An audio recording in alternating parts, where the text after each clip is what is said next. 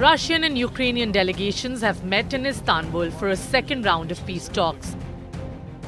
The meeting comes in the wake of Ukraine's large-scale drone attacks earlier on Sunday, which targeted multiple Russian airfields. Efforts are underway to reach a consensus and end the prolonged conflict, with Turkey stepping in as a mediator after previous attempts by the United States to broker peace between the two nations fell short. The third point in our agenda is a meeting of leaders. We firmly believe that all key issues can only be solved at the level of leaders. And the leaders' meeting could be with possible involvement of other leaders, such as President of the United States. Ukrainian President Volodymyr Zelensky, who previously described the Russian delegation as decorative during the first round of negotiations, now expresses hope that this latest round may lead to the exchange of more prisoners and the safe return of abducted Ukrainian children.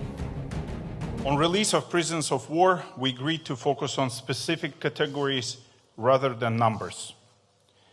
We agreed to exchange all for all, seriously wounded and seriously sick prisoners of war.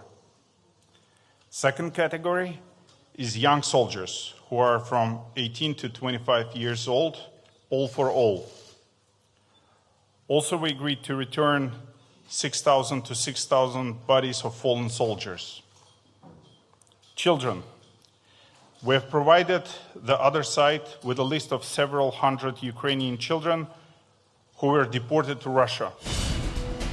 Zelensky also took part in the NATO Eastern Flank and Nordic Summit in Lithuania, seeking greater support from allies amid growing regional tensions.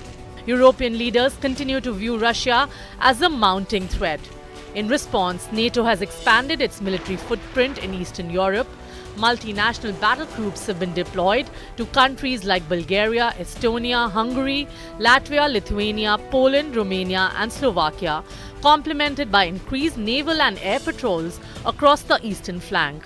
Moscow has described this build-up as a direct threat. The important thing is, of course, to rearm Europe.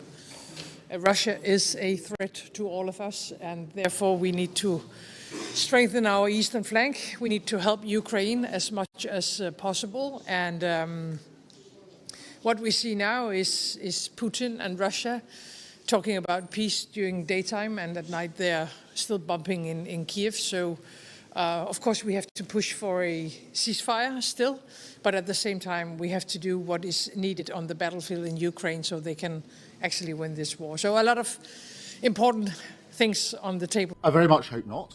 And in order to make sure that that isn't the case, we need to prepare. But we cannot ignore the threat that Russia poses. We've seen what's happened in Ukraine just over 3 years ago.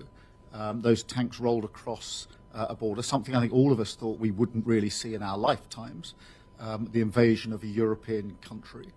Russia has shown in recent weeks that it's not serious about peace, and we have to be ready.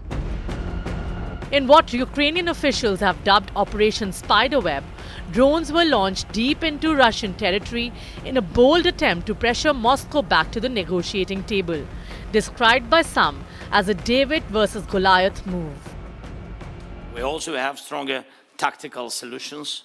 Our Operation Spiderweb yesterday proved that Russia must feel what its losses mean.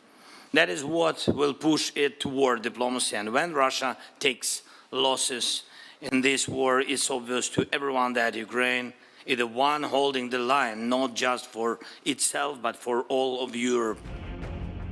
According to Ukraine's security service, the operation struck over 40 Russian aircraft, including strategic Tu-95, 22 M3 bombers, as well as one of the few remaining A-50 airborne surveillance planes.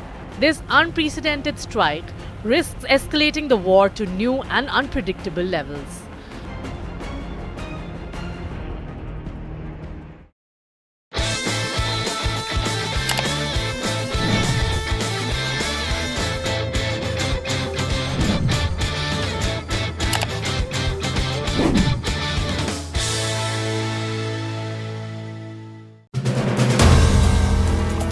If you like the video, do like, comment, share and subscribe.